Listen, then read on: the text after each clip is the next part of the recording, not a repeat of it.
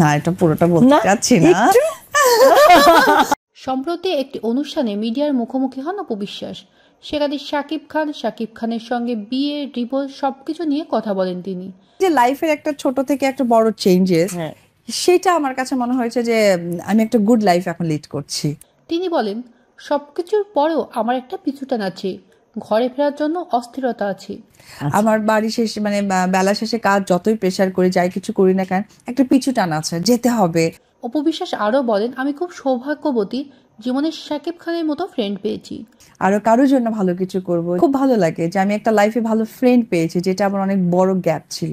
ফ্যামিলির কাছ থেকে আমি এত সাপোর্ট পেয়েছি যে আমার মনে হয় আমার এখনও অনেক কিছু করার বাকি আছে। অপু বিশ্বাস এখন সিনেমা থেকে দূরে আছেন। তার কাছে প্রশ্ন করা হয় তিনি কেন সিনেমা থেকে দূরে আছেন। উত্তরে অপু বিশ্বাস বলেন, চাই যে দর্শকদের চাহিদাটা আমার কাছে ইম্পর্টেন্ট কাজের, আর তার থেকেও আমার ব্যক্তি ইম্পর্টেন্টটা হচ্ছে যে কাজের মান। তো